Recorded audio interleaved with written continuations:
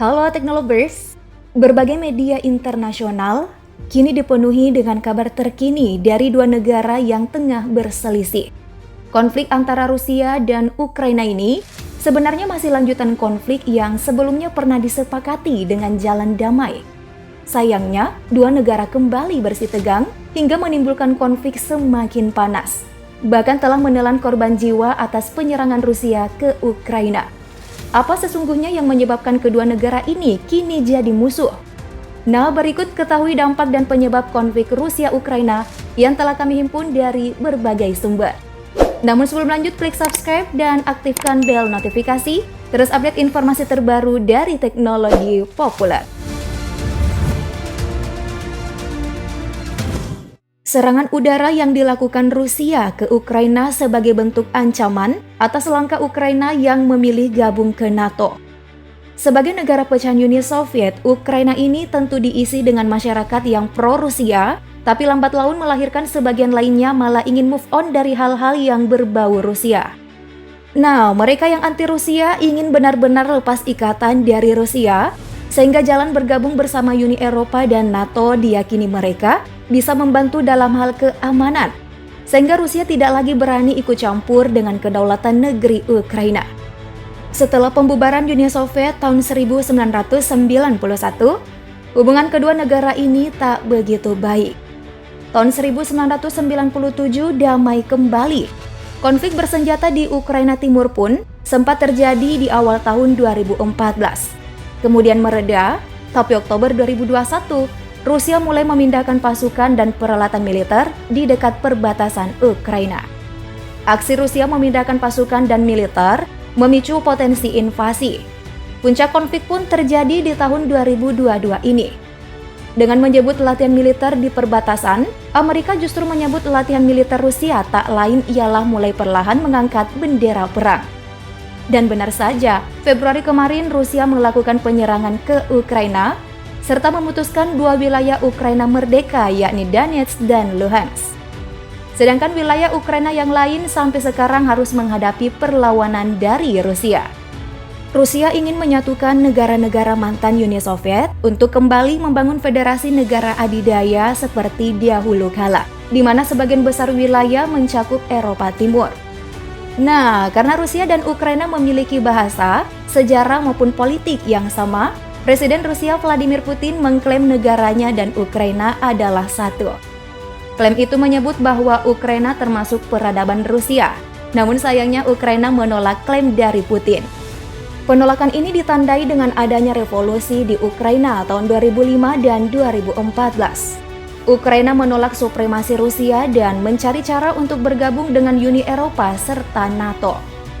NATO ini aliansi militer yang terdiri dari 28 negara di Eropa dan Amerika Utara.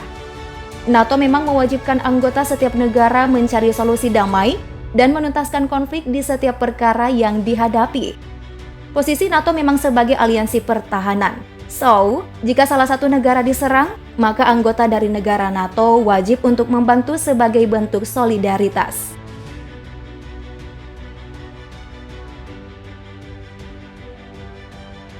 Teknolovers, kalau kita simpulkan soal penyebab konflik Rusia dan Ukraina sebagai berikut. Tahun 2013 menjadi awal mula krisis di Ukraina. Kala itu terjadi protes di ibu kota Kiev, Ukraina.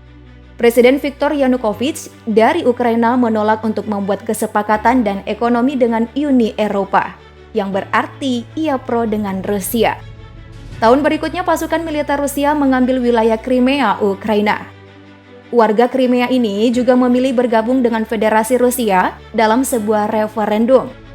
Presiden Vladimir Putin menuturkan bahwa sangat diperlukan perlindungan dan hak-hak warga negara Rusia, serta penutur bahasa Rusia di Crimea dan Ukraina Tenggara. Krisis inilah yang membuat perpecahan etnis. Akhirnya gerakan separatis terjadi oleh mereka yang mendukung Rusia di wilayah Donetsk dan Luhansk di Ukraina Timur. Gerakan separatis ini termasuk ingin melakukan deklarasi kemerdekaan seutuhnya dari Ukraina. Ukraina kala itu menjadi krisis internasional. Hal ini membuat Amerika Serikat dan Uni Eropa berselisih dengan Rusia.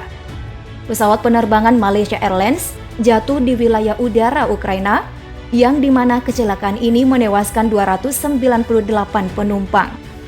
Penyelidik dari Belanda menyimpulkan jika pesawat jatuh karena rudal darat ke udara buatan Rusia. Nah, karena adanya insiden pesawat jatuh tahun 2015, para penyelidik pun meyakini sistem rudal telah disediakan oleh Rusia. Negara Prancis, Jerman, Rusia, dan Ukraina melakukan kesepakatan untuk menghentikan konflik di bulan Februari tahun 2015. Tapi penyelesaian diplomasi tidak berjalan mulus.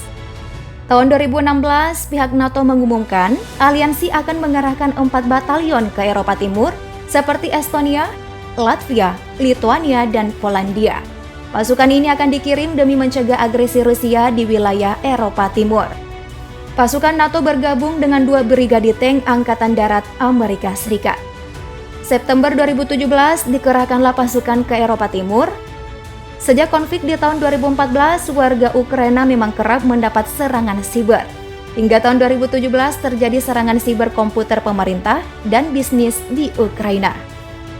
Geram akan penyerangan bertubi-tubi ke negaranya tahun 2018, Ukraina pun menyetujui untuk bergabung dengan NATO melakukan latihan udara skala besar di bulan Oktober. Latihan dilakukan sebulan setelah Rusia mengadakan latihan militer tahunan. Begitu terus berlanjut, perselisihan yang tidak henti. Hingga memasuki puncak amarah Rusia tahun ini, akibat Ukraina menolak join untuk bareng dengan Rusia.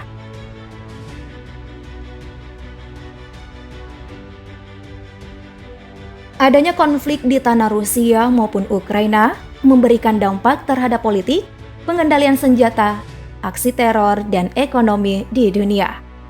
Kemungkinan terjadi krisis yang membuat banyak pihak mengalami kerugian, di antaranya krisis energi akibat konflik kedua negara bakal berpengaruh pada pasokan gas alam di Eropa.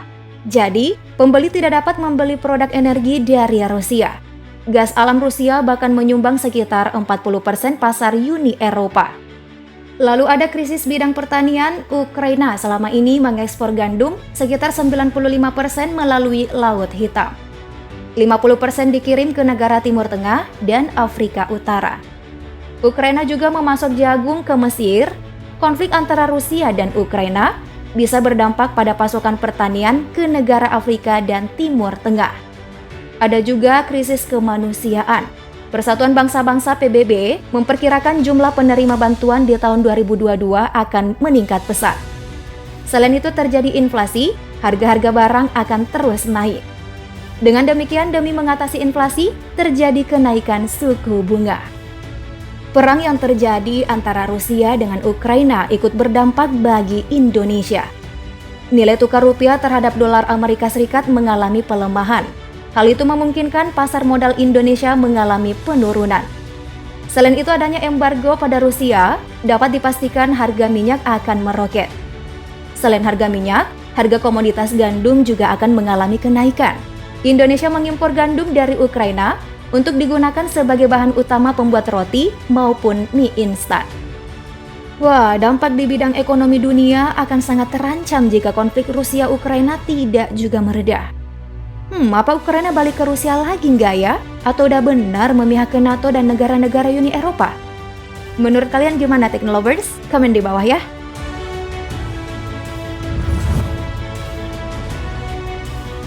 Oke deh, sekian informasi hari ini. Jangan lupa like dan share videonya. Thank you!